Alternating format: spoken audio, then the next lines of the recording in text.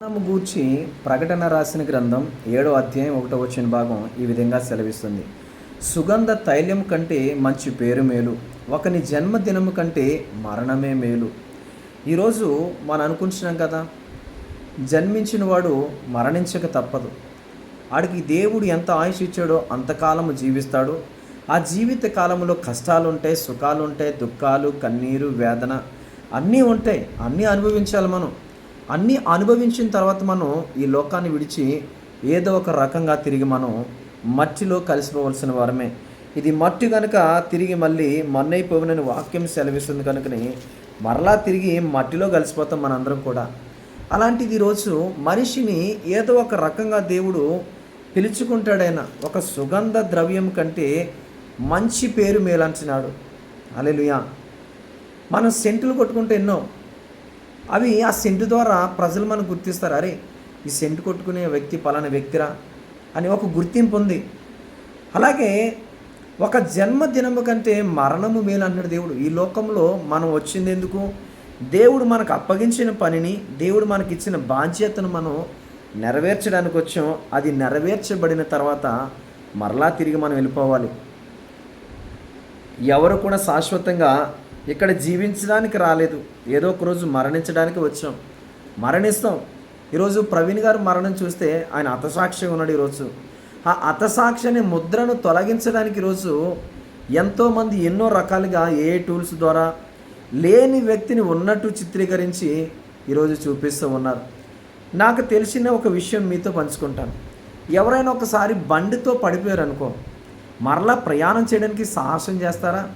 ఏ ఒక్కరూ సాహసం చేయరండి. ధైర్యం సరిపోదు, బాడీ మొత్తం షివరింగ్ అయిపోతుంటుంది. ఆయన అనేక సార్లు పడిపోయాడని చూపిస్తున్నారు, లెగిశాడంట, మళ్ళీ ప్రయాణం చేశాడంట.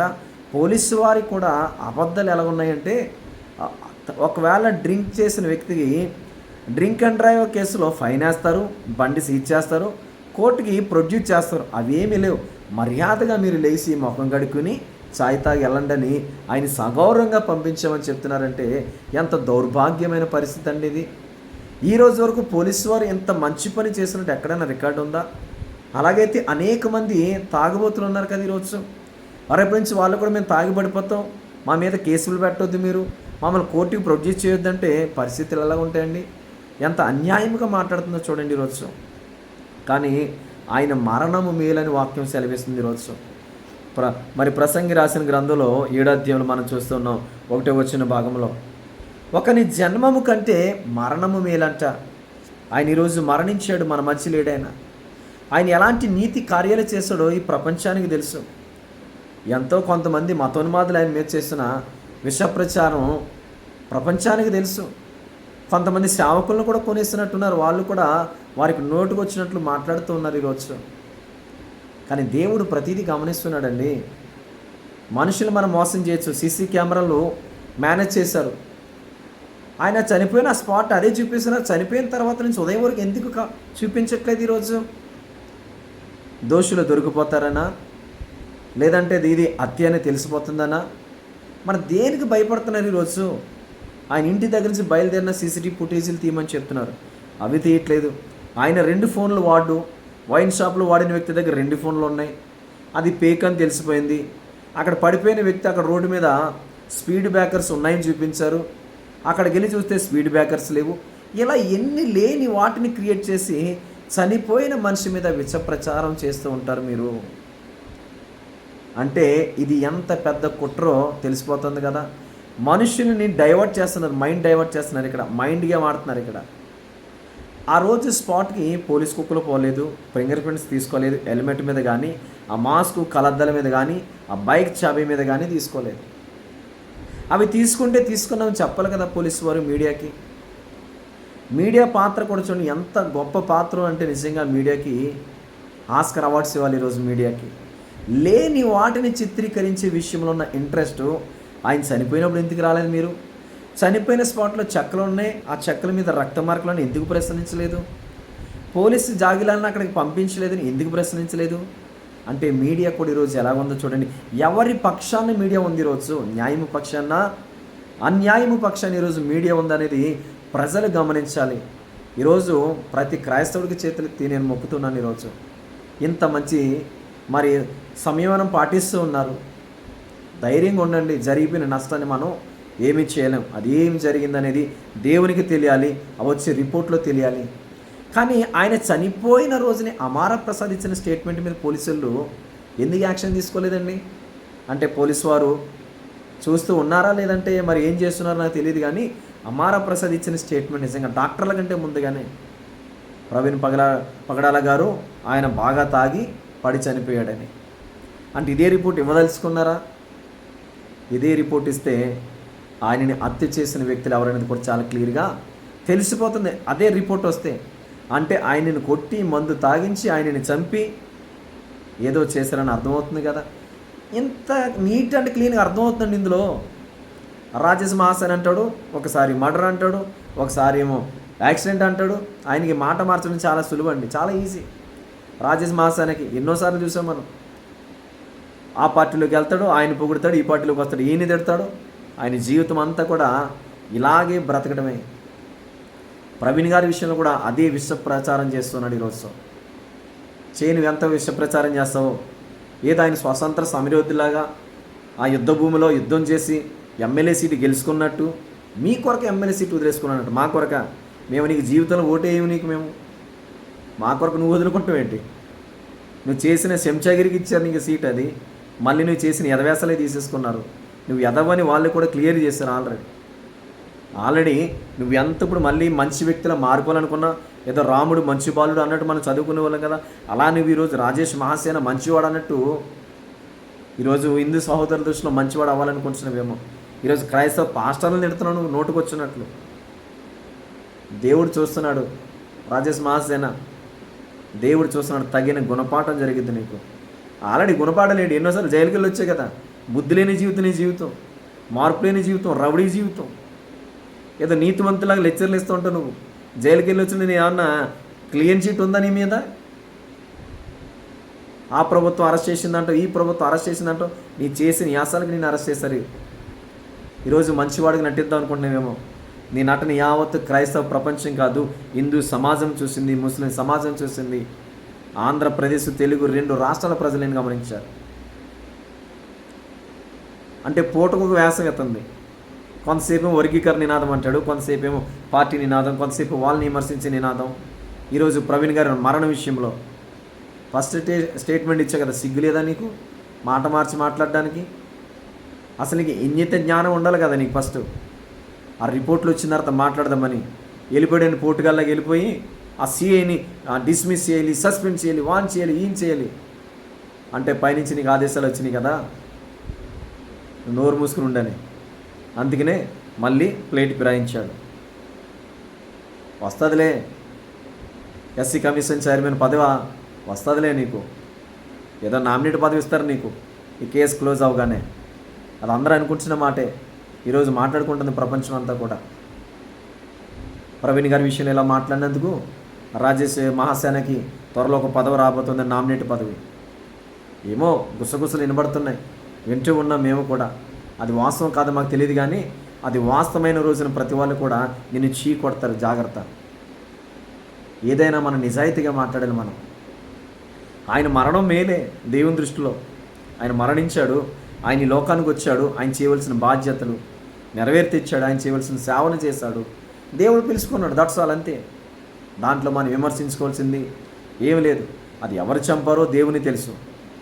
మరలా ఎంత వ్యంగ్యంగా మాట్లాడుతున్నాడంటే, నువ్వే చెప్పావు గతంలో కువైట్లో ఎక్కడ అనుకుంటా చర్చిలో మైక్ పట్టుకుని మరీ మాట్లాడావు, దేవుని సన్నిధిలో మాట్లాడావు. ఈరోజు మళ్ళీ దేవుడి మీద విషప్రచారం చేస్తూ ఉన్నావు ఈరోజు. జాగ్రత్త, దేవుడు చూస్తున్నాడు. మనుషులు ఏం చేయలేకపోవచ్చు నేను, కానీ దేవుడు తగిన గుణపాఠం నేర్పిస్తాడు జీవితంలో ఏదో ఒక రోజు. కానీ నీ మంచి జరగాలని మేము కోరుకుంటాం ఎప్పుడు కూడా. ఎందుకంటే మనిషిని మనిషిగా చూడమన్నాడు చనిపోయిన వ్యక్తి. నీకు బైబిల్ మీద నమ్మకం లేదేమో, మాకుంది. నిన్ను వల్ల నీ పొరుగువారిని ప్రేమించాడు ప్రభు. మేము అలా ప్రేమిస్తున్నాం, అందుకనే ప్రేమతో మాట్లాడతాం, కోపంతో కాదు. నీ మీద మాకు ఎలాంటి కోపాలు, ప్రతీకారం లేదు. ఎందుకంటే నీ బాధ్యత నీది, మా బాధ్యత నాది, ఎవరి బాధ్యత వారికి ఉంది ఈరోజు. కానీ ఒక మనిషి విషయంలో అన్ని రకాలుగా మాట్లాడితే ఎవరైనా చీ కొడతారు. మనం చూస్తున్నాం ఎలక్షన్లో ఎన్నో వాగ్దానాలు చేసిన వ్యక్తులను చూస్తూ ఉంటాం. జనాలు చీకొడతలేదు ఈరోజు. కొడతారు, చీకొడతారు చేసే పనులు బట్టి. మనం మంచి చేస్తే మంచిని చెప్తాం. ఈరోజు కర్ణాటకలోనే కాదు, యావత్ భారతదేశం అనేక రాష్ట్రాలు, కర్ణాటక, మహారాష్ట్ర, కొన్ని రాష్ట్రాలు కూడా ప్రవీణ్ గారి యొక్క శాంతి ర్యాలీని జరుగుతున్నాయి ఈరోజు. కొన్ని రాష్ట్రాలలో ఆయన ఎక్కడ చెందినవాడు? నేను మీకు ఒక విజ్ఞప్తి చేస్తున్నాను. ఈరోజు విషప్రచారం చేసిన కేడిఆర్ అనే ఛానల్ ద్వారా వాడు ఇంకా మతాలు రెచ్చగొట్టే విధంగా మాట్లాడుతున్నాడు. వాళ్ళ నోర్లు ముయించండి. ఎందుకు ఇలాంటివన్నీ కూడా? విద్వేషాలు. ఒక ప్రేమ కలిగి ఉన్నాం ఈరోజు. అందరూ కూడా శాంతి సమాధానంతో ఉన్నారు. మళ్ళీ రెచ్చగొట్టుకుని గొడవలు. మన రాష్ట్రానికి చెడ్డ పేరు మంచిది కాదు. రాష్ట్రం అభివృద్ధి పదంలో నడవాలంటే అందరూ కలవాలి. ఒక చేతితో క్లాప్స్ కొట్టలేం కదా, 2 చేతులతో కొట్టగలం. అన్ని వర్గాల ప్రజలు కలిస్తేనే కదా అభివృద్ధి. దేశం అంటే మట్టి కాదు, దేశం అంటే మనుషులే అన్నాడు విశ్వకవి. అంటే దేశం అంటే ఏంటి? మట్టి కాదు, మనుషుల చేత నిర్మించబడింది దేశం. అంతేగాని మట్టితో గోళ్ళ గట్టెత్తే దేశం అయిపోదు. గమనించండి. ఇచ్చే స్టేట్మెంట్ విషయంలో జాగ్రత్తగా ఉండండి. ఆయన చనిపోయిన వ్యక్తిని మనం తిరిగి తీసుకురాలేం, కానీ ఆయన మీద జరుగుతున్న ఆ దుష్ప్రచారాలు ఆగాలని నేను కోరుకుంటున్నాను. ఈరోజు ఒకని జన్మదినము కంటే మరణము మేలు. ఏంటంట? ఒకని పుట్టడం కంటే మరణం మేలు అంటున్నాడు దేవుడు. ప్రకటన గ్రంథాలు కూడా అంటాడు, ఇదిగో నేను త్వరగా రాబోతున్నాను, వాని క్రియలు చెప్పున వారి కొరకు దాసి ఉంచిన జీతాన్ని ఇవ్వబోతున్నాను అంటాడు. ఆయన మంచి పోరాటం పోరాడాడు. ఆయన మతాల గురించి కాదు. దీన్ని అందరూ కూడా చాలా చెడుగా చిత్రీకరిస్తున్నారు, కానీ సమాజంలో ఉన్న చెడు గురించి మాట్లాడాడు. ఆయన మనుషుల గురించి మాట్లాడాడు. మనిషిని మనిషిగా చూడండి. క్రైస్తవుడని కాదు, ముస్లిం అని కాదు, హిందూ అని కాదు, జైన్ అని కాదు, సిక్ అని కాదు అన్నాడు ఆయన. మనుషులుగా ప్రేమించుందాం అండి. మనుషుల్ని చంపేసుకున్నంత కోపతాపాలు ఏముంటాయి? నిజంగా నాకు తెలియగలుగుతాను. ఆయన బండితో పడిపోయాడు అన్నిసార్లు. ఒక్కసారి పడిపోయిన వ్యక్తి మరలా ప్రయాణం చేయాలంటే బండితో ధైర్యం సరిపోదు. ఈ సీక్రెట్ ఎలా మిస్ అయ్యారు నాకు అర్థం కాదు. అన్నిసార్లు పడిపోయాడా? ఆయన తాగాడు అంటున్నారు. అంతకుముందు తాగిన వీడియోలు చూపించాలి కదా మీరు. ఒక దాన్ని పట్టుకుని చనిపోయే ముందు ఆయన తాగి చనిపోవాలనుకున్నాడా? లేదంటే ఆయన చనిపోవాలని డిసైడ్ అయిపోయాడా? లేదే. మరి అలాంటప్పుడు ఆయన చనిపోయిన తర్వాత వీడియోలు రిలీజ్ చేయాలని నేను ఆశపడుతూ ఉన్నాను. తెలియాలి కదా వాస్తవం అసలు ఏం జరిగిందో. కొన్ని మర్డరే కాదనుకున్నాం, కొన్ని యాక్సిడెంటే. మరి అలాంటి ఇంత ఆలస్యం ఎందుకంటే యాక్సిడెంట్ కాబట్టి ఆ తర్వాత ఆయన చనిపోయిన తర్వాత వీడియో ఫుటేజ్ రిలీజ్ చేయాలి కదా. ఆయన అక్కడికి వచ్చి పొగలేసి వరకునే ఉంది వీడియో. మరి ఆ తర్వాత వీడియో తెలియాలి సార్. ఇవన్నీ కూడా ప్రజలకు తెలియాలి. జరుగుతున్న విషయాలు తెలియాలి. ఎందుకు ఇలా జరుగుతుంది అసలు? ఒక మనిషి మీద ఎందుకు అంత ఇలా జరుగుతుందనే విషయం ఈరోజు ప్రపంచం అమెరికాలో కూడా చర్చించుకున్నారు. దేశ విదేశాల్లో, ఆస్ట్రేలియాలో, అమెరికాలో, యుఎస్లో, యూకేలో, రకరకాల దేశాల్లో ఆయనకున్న పేరు ప్రఖ్యాతలు చూడండి. ఆయన ఒకసారి బండితో పడితే ఒక ఫోన్ కాల్ కొడితే 100 మంది వచ్చి లైన్ కడతారు ఆయన ముందు. ప్రవీణ్ గారి ముందు వచ్చి, అన్న నా కార్లో వెళ్ళి నేను డ్రైవర్ ఇస్తాననేసి, లేదంటే వారే డ్రైవింగ్ చేసుకుంటూ తీసుకెళ్తారు ఆయన. అంత అలాంటి వ్యక్తి మీద మందు తాగాడు, వైన్ షాప్కి వెళ్ళాల్సిన అవసరం ఉంది ఆయనకి? ఇది జోక్ అండి. ఇది నిజంగా ఎవరు నమ్మరండి. ఇది ప్రవీణ్ గారు మందు తాగారండి. ఈరోజు దౌర్భాగ్యం ఏంటంటే ఏఏ టూల్స్ వచ్చి నాశనం చేసి పాడుతుంది ఈరోజు. ఆ ఏఏ టూల్స్ ద్వారా ఆయన లేని వ్యక్తిని అక్కడ పెట్టి, ఆ టైమింగ్స్ కూడా చాలామంది చాలా చక్కగా వివరిస్తున్నారు. అక్కడ వరకు అన్ని వైట్ కలర్స్ ఉంది, ఆ 05 అనేది బ్లాక్ కలర్లో ఉంది. అంటే ఎంత మార్పింగ్ చేస్తున్నారో చూడండి. ఎన్ని మార్పింగ్లు చేసినా కానీ దేవుడు గమనిస్తూ ఉన్నాడు, దేవుడు చూస్తూ ఉన్నాడు. రెచ్చగొడుతున్నారు ఇప్పుడు ఇంకా కూడా. ఆయన త్రాగిపోతే అని. ఈరోజు క్రైస్తవులు మనసులను మళ్లించడానికి ఈరోజు చేస్తున్న దుష్ప్రచారం ఇదంతా కూడా. ఇలాంటి దుష్ప్రచారం అనుకోవాలని నేను విజ్ఞప్తి చేస్తున్నాను. దయించి ఎవరు కూడా కోపాలకు పోవద్దు, ఎవరిని గాయపరచొద్దు, తిట్టొద్దు. రానివ్వండి, రిపోర్ట్లు వస్తాయి కదా, చూద్దాం. వచ్చిన తర్వాత ఆయన త్రాగాడంటే అమారా ప్రసాద్ ఇచ్చిన రిపోర్ట్ కరెక్టే. ఇందులో అమారా ప్రసాద్ ఆయన హత్యలో భాగం ఉందని కూడా గమనించాలి. దాని మీద కేసు ఫైల్ చేపిద్దాం. తర్వాత అవుతుంది, అది కేసు ఫైల్ అవుతుంది. ఎందుకంటే ఆ రోజు ఆయన చనిపోయిన రోజు అమారా ప్రసాద్ ఇచ్చిన స్టేట్మెంట్ 4 గంటలకు 4:30 గంటల సమయంలో అది ఉంది, అందరి దగ్గర ఉంది, స్క్రీన్ షాట్స్ ఉన్నాయి, అన్నీ ఉన్నాయి. దాని మీద కేసు ఫైల్ చేస్తారు కదా క్రైస్తవ సమాజం అంతా కూడా. దాని గురించి మనం ఒకరిని మాట్లాడాల్సిన అవసరం లేదు. రకరకాలుగా మాట్లాడుతున్నారు, మాట్లాడనివ్వండి. కేటీఆర్ కావచ్చు, లలిత్ కుమార్ కావచ్చు, అమారా ప్రసాద్ కావచ్చు, మాట్లాడనివ్వండి. సరే, వారు ఏది మాట్లాడతారు అదే నిజం అనుకుందాం. కానీ వస్తాయి కదా వాస్తవాలన్నీ తెలిసే. ఈ రోజు కాకపోయినా రేపైనా వాస్తవాలు బయటకు వస్తాయి. అందరూ కూడా సంయమానం పాటించండి. మీ ప్రార్థనలు మీరు చేసుకోండి. మీరు బయటికి వెళ్ళినప్పుడు మీరు ఒక్కరిగా కాకుండా మీతో ఉన్న 2-3 కలిసి వెళ్ళండి. ఇలాంటి ఎన్నో చేయాలని ఈరోజు వారు ఇస్తున్నారుగా. నెక్స్ట్ నీవే ఇంటిస్తున్నారు ఈరోజు. మరి వారి వెనక ఎవరున్నారో మనకు తెలియదు, కానీ మన వెనక మాత్రం దేవుడు ఉన్నాడు. కాబట్టి గమనించండి అందరూ కూడా. అందరికీ ఒకటే ఈ వీడియో ద్వారా నేను తెలియజేస్తున్నది, ఇలాంటి విష ప్రచారం అనుకోండి. ఆయన త్రాగిపోతే అయితే కాదు. ఆయన 100 మందిని 1000 మంది మనసులు మార్చిన వ్యక్తి, మతం మార్చిన వ్యక్తి కాదు. ఆయన వీడియోల ద్వారా మనం చూసుకున్న ఆయనకున్న చెడ్డ పేరు మీరు తీసుకురావాలనుకుని తీసుకొచ్చారు, అంతే కదా. కానీ దేవుని దగ్గర ఆయనకున్న మంచి పేరు మాత్రం మీరు తరము కాదు, మీ తరాలు కూడా కాదు చెడగొట్టడం. దేవుని దగ్గర ఆయనకున్న మంచి పేరు ఏంటనేదో దేవుని తెలుసు, అందరిని బట్టి సంతోషిద్దాం. అందుకే అన్నాడు మరణము మేలు అన్నాడు. ఆయన మరణం ఈరోజు దేవుని దగ్గర మేలుకరంగానే ఉంది ఈరోజు. గమనించండి అందరూ కూడా, సంయమనం పాటించండి. మీడియా కూడా ఇష్టమైన మాట్లాడుతుంది, మాట్లాడనివ్వండి. ఒక సమయం ఉంటుంది. ప్రసంగి గ్రంథాలు అంటాడు కదా, ప్రతిదానికి కూడా సమయం కలదు. నవ్వడానికని, ఏడవడానికి, పుట్టడానికి, చావడానికి ప్రతిదానికి సమయం ఉంది కదా. ఒక సమయం వస్తుంది, ఆ సమయం కొరకు ఎదురు చూస్తాం. ప్రార్థన చేయండి అందరూ కూడా. ఆ నిజమైన వారు ఒకవేళ ఇది జరిగితే హత్య అయితే వారు బయటికి రావాలని ప్రార్థన చేయండి. ప్రభుత్వాలు వారిని ముందుకు తీసుకురావాలని ప్రార్థన చేయండి. పోలీస్ డిపార్ట్మెంట్కి మన అందరూ కూడా సహకరిద్దాం. ఎవరెవరు ఏమన్నా కానీ మీరంటేనే మాత్రం రియాక్ట్ అవ్వద్దు. సహకరించండి కేసు విషయంలో. అందరూ కూడా సహకరించండి. కొంతమంది సేవకులు కూడా విషప్రచారం చేస్తున్నారు. వారి గురించి మనకు ముందు నుంచి తెలిసిందే కదా, వారు ఎలాంటి వారు అనేది. వాళ్ళ గురించి పట్టించుకోవాల్సిన అవసరం అయితే లేదు. ఎవరి గురించి పట్టించుకోవద్దు. మీ పనులు మీరు చేసుకుంటుండండి. వీలైనప్పుడు వచ్చి మీ యొక్క వాయిస్ వినిపిస్తుండండి, అంతే. దాన్ని బట్టి మనం చేయగలుగుతాం. ఇందులో మంచి ఎంత ఉందో చెడు ఎంత ఉందో మనకైతే తెలియదు, కానీ వస్తాయి వాస్తవాలు. పోలీసు వారు అన్నీ కూడా తీస్తున్నారు కదా, రిపోర్ట్లన్నీ వచ్చిన తర్వాత ఒకటొకటిగా. ఒకవేళ ఆయన తాగి చనిపోయాడు అనేది మాత్రం రిపోర్ట్స్ వస్తే అమారా ప్రసాద్ కేసులో మొదటి ముద్దాయిగా ఉండబోతున్నాడు. అది గుర్తుపెట్టుకోండి. ఎందుకంటే ఇచ్చిన స్టేట్మెంట్ ఈరోజు ప్రతి క్రైస్తవుడి దగ్గర ఉంది, యావత్ ప్రపంచం దగ్గర ఉన్నాయి. ఆ పోస్ట్ చేసిన ఆ ఫేస్బుక్లో పోస్టు ప్రతి ఓడి దగ్గర ఉంది ఈరోజు. దానిని పట్టుకుని దాన్ని ప్లకార్డులుగా తయారు చేసి మీరు అందరూ కూడా కేసు ఫైల్ చేయించండి. తర్వాత విషయం ప్రార్థిద్దాం. దేవుడే మనకు తోడై ఉన్నాడు. ఈరోజు ఎలాంటి ఛానల్ వచ్చినా, మహాశానాలు ఏ ఛానల్, ఎవరిని నమ్మొద్దు. మీ పనులు మీరు చేసుకోండి. రాజకీయాలకు అతీతంగా ఉండండి. రాజకీయాలతో మనకు సంబంధం లేదు. అతను రాజకీయాలకు సంబంధించిన వ్యక్తి కాబట్టి రాజేష్ మహాశాని మాట్లాడతాడు, రాజకీయ పక్షంగానే మాట్లాడాలి. అతనికి ఏంటంటే అతనికి ఉన్న బాధ్యత అది. తన బాధ్యత, తన పొలిటీషియన్ కాబట్టి పొలిటికల్గానే మాట్లాడతాడు. కానీ మనం అలా మాట్లాడద్దు. అతన్ని ఎవరు కూడా ఏమనొద్దు.